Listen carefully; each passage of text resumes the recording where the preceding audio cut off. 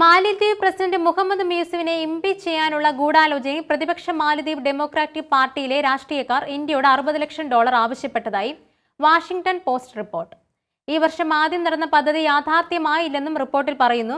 Democratic renewal initiative എന്ന ആഭ്യന്തര രേഖയെ അടിസ്ഥാനമാക്കിയുള്ള റിപ്പോർട്ടിൽ മുയൂസിന്റെ പീപ്പിൾസ് നാഷണൽ കോൺഗ്രസിൽ നിന്നുള്ളവരുൾപ്പെടെ പാർലമെന്റിലെ 40 അംഗങ്ങൾ കൈക്കൂലി ആവശ്യപ്പെട്ടതായി വെളിപ്പെടുത്തുന്നു. നിരവധി മുതിർന്ന സൈനിക പോലീസ് ഉദ്യോഗസ്ഥർക്ക് പണം നൽകാനും രാജ്യത്തെ സ്വാധീനമുള്ള 3 ക്രിമിനൽ സംഘങ്ങളുടെ സഹായം തേടാനും മുയൂസിനെ പുറത്താക്കുന്നത് ഉറപ്പാക്കാനുള്ള പദ്ധതികളും ആഭ്യന്തര രേഖയിൽ ഉൾപ്പെടുന്നുണ്ട്. വിവിധ കക്ഷികൾക്ക് പണം നൽകുന്നത് 8.7 കോടി രൂപ അല്ലെങ്കിൽ $60 ലക്ഷം ആണ് ആവശ്യപ്പെട്ടത്.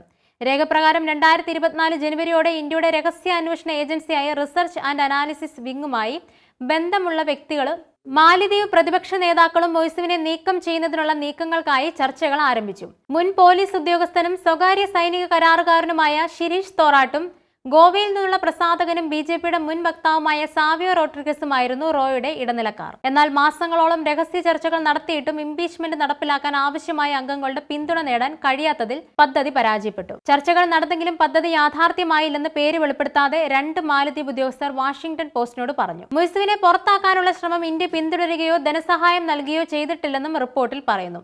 അതേസമയം വാഷിംഗ്ടൺ പോസ്റ്റിന്റെ റിപ്പോർട്ടിനോട് ഇന്ത്യൻ വിദേശകാര്യ മന്ത്രാലയം ഇതുവരെ പ്രതികരിച്ചിട്ടില്ല. മുയൂസിനെതിരായ ഇത്തരമൊരു ഗൂഢാലോചനയെക്കുറിച്ച് അറിവില്ലെന്ന് മാലിദ്വീപ് മുൻ പ്രസിഡന്റ് മുഹമ്മദ് നഷീദ് പറഞ്ഞു. ഇന്ത്യ ഒരിക്കലും അത്തരമൊരു നീക്കത്തെ പിന്തുണയ്ക്കില്ലെന്നും അദ്ദേഹം കൂട്ടിച്ചേർത്തു. ഈ വർഷം ഏപ്രിലിൽ നടന്ന തെരഞ്ഞെടുപ്പിലാണ് പീപ്പിൾസ് നാഷണൽ കോൺഗ്രസ് മേധാവിയും ചൈന അനുകൂല നേതാവുമായ മുഹമ്മദ് മുയൂസ് വിജയിച്ചത്. ഇന്ത്യൻ സൈനികരെ ദ്വീപിൽ നിന്ന് പിൻവലിക്കുമെന്നായിരുന്നു മുയൂസിന്റെ പ്രധാന തിരഞ്ഞെടുപ്പ് വാഗ്ദാനം. ഇതിനിടെ ചില മന്ത്രിമാർ പ്രധാനമന്ത്രി നരേന്ദ്രമോദിക്കെതിരെ അപകീർത്തികരമായ പരാമർശങ്ങൾ നടത്തിയതോടെ ഇരു രാജ്യങ്ങളും തമ്മിലുള്ള ബന്ധത്തിൽ ഉലച്ചിലുകളുണ്ടായി. ഇന്ത്യക്കാരുടെ ബഹിഷ്കരണം മാലിദ്വീപ് വിനോദസഞ്ചാര മേഖലയിൽ തിരിച്ചടി ഉണ്ടാക്കിയെങ്കിലും സൈന്യത്തെ പിൻവലിക്കണമെന്ന നിലപാടിൽ മുയൂസ് ഉറച്ചുനിന്നു. വിനോദസഞ്ചാര മേഖലയ്ക്കേറ്റ തിരിച്ചടി രൂക്ഷമായതോടെ മുയൂസ് അനുരഞ്ജന ശ്രമങ്ങളും ആരംഭിച്ചു. 5 ദിവസത്തെ ഇന്ത്യ സന്ദർശനത്തിനിടെ മാലിദ്വീപ് ഇന്ത്യക്കെതിരായ പ്രവർത്തനങ്ങൾക്ക് ഉപയോഗിക്കാൻ അനുവദിക്കില്ലെന്ന് മുയൂസ് പറഞ്ഞിരുന്നു.